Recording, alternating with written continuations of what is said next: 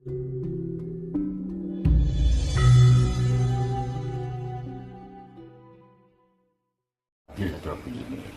begini, kalau kita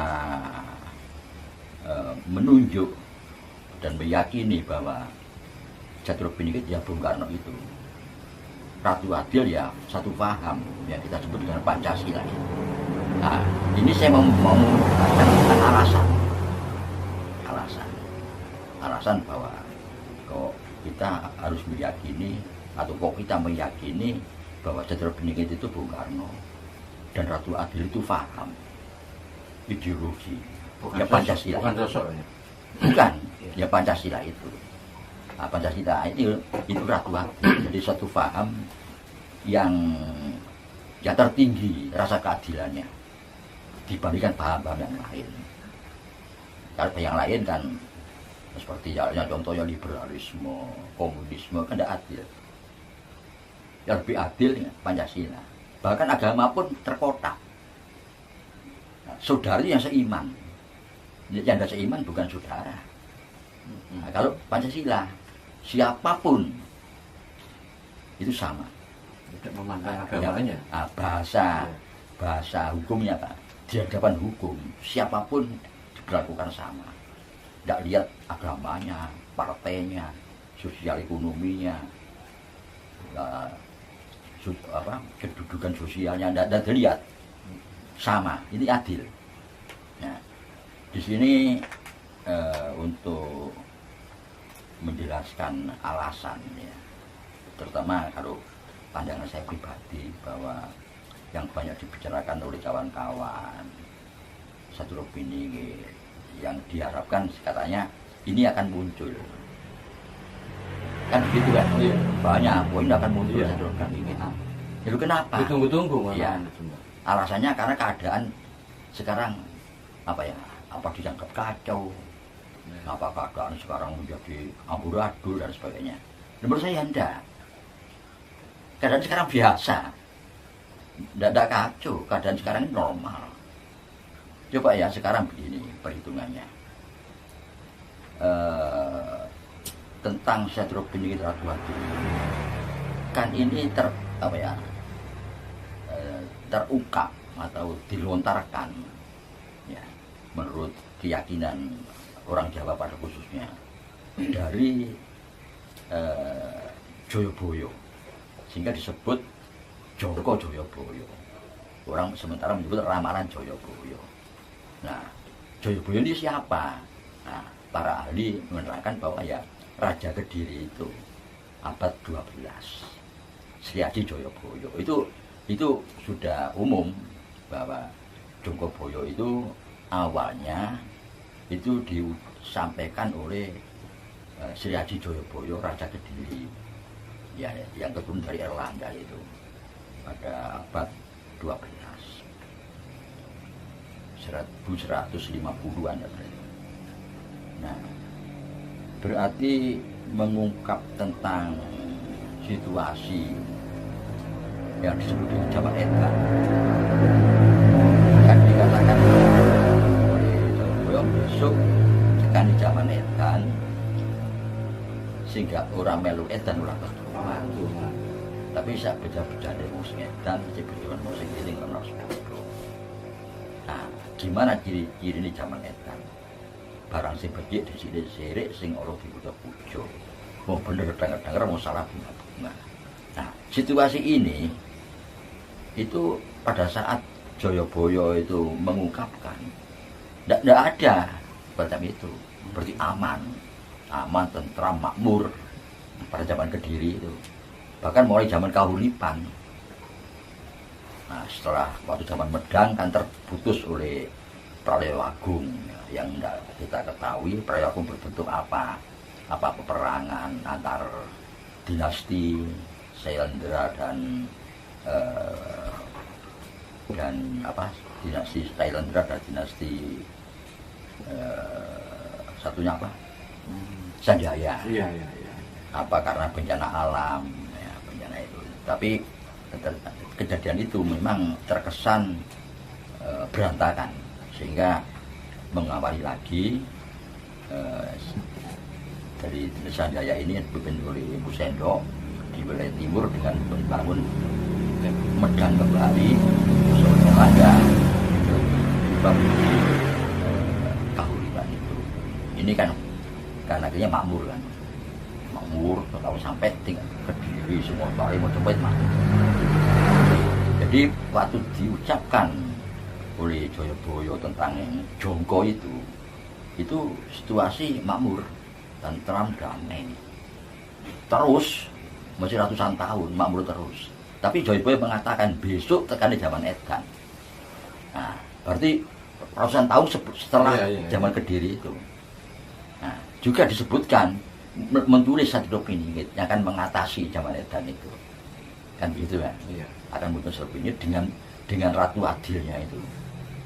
Di mana Serpini itu akan membawa pusaka namanya Trisulawetu. Akhirnya muncullah Ratu Adil itu. Nah, itu akhirnya masyarakat akhirnya pada sekian ratus setelah itu terjadi apa? Penjajahan. Akhir Majapahit kita dimasuki bangsa asing dari mana-mana. Kalau pada zaman Majapahit, terus sebelumnya itu Sumosari, Panjalu, bahasa asing masuk itu kan terbatas. Dari India, dari Cina, dari Arab, dan dalam kontrol. Demikian masuk, mungkin ada ditolak, diterima tapi diawasi, dijaga keamanannya tapi juga diawasi dan dibatasi. Itu mereka ya terjamin di sini karena mereka dari negara-negara yang alamnya tidak menjamin seperti di Arab, Cina kan tidak menjamin. Di sini kan akhirnya menjadi warga di sini. Nah, tapi setelah Majapahit jatuh, imigran masuk sudah tidak terkendali. Kalau Arab, Cina, India itu masuk berbondong-bondong, sudah ada yang bisa mengendalikan karena keadaan sudah kacau. Nah, jadi gambaran Joyoboyo dalam keadaan chaos muncul Satrio Piningit itu ya waktu itu. Coba sekarang kalau kita renungkan aja, apalagi kita pelajari di sejarah, peristiwa yang betul-betul merupakan tonggak sejarah yang sangat kuat dari kita sebagai bangsa dalam perjalanan sejarah yang panjang itu, mulai dari lahirnya ungkapan atau Jongko Joyoboyo ini hingga sekarang. Dua yang tonggak sejarah yang kuat. Satu, penjajahan. Kedua, proklamasi kemerdekaan itu. Tidak ada tonggak sejarah sehebat dua ini. Kalau sekarang ini ya biasa, malah suasananya aman, tentram, damai, apalagi di desa-desa tidak ada masalah. Kalau sekarang dikatakan, ini chaos, keadaan ini kacau, pemilu sekarang ini lebih jelek daripada itu kan ya saya sebagai orang tua ya tertawa. Apaan sih yang kacau itu apanya? Ya pada di Jakarta itu demo itu ya hanya di Jakarta saja, Jakarta pun tidak semuanya. Jadi aman sekarang ini.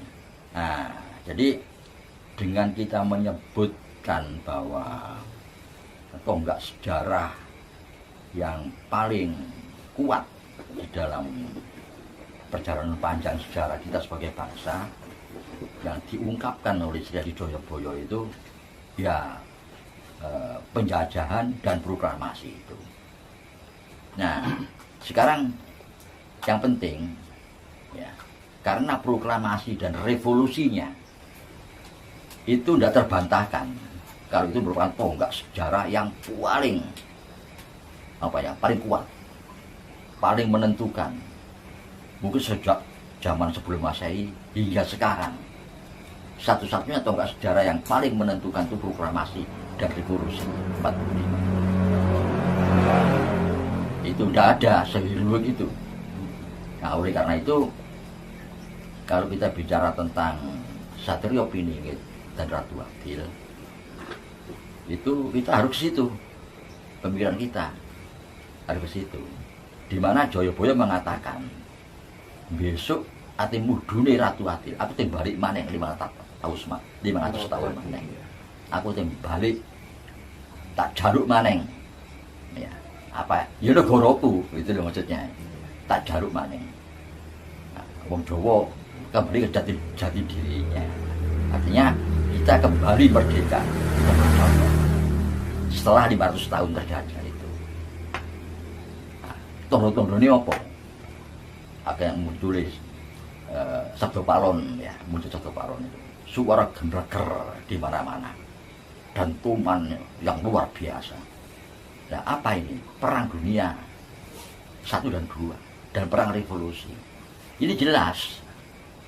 Kita harus menafsirkan bahwa suara bergelegar, dentuman-dentuman keras itu ya perang dunia 1 dan 2, itu terutama yang 2 ini.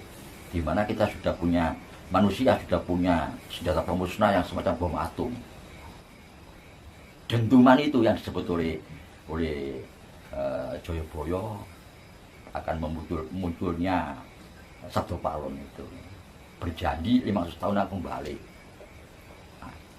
Tondo-tondone suara gemblegar dentuman-dentuman yang di mana-mana. Nah, itu jelas bahwa itu adalah perang dunia kedua. Dan Oke Mbak, sebentar kita cut dulu Mbak. Ganti baterai. 1, 2, go. Monggo Mbak, bisa dilanjutkan. jadi di sini jelas bahwa Satrio Piningit itu Bung Karno itu. Kenapa? Saat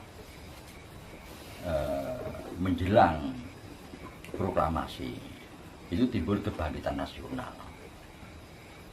Terus muncullah perang dunia kedua itu.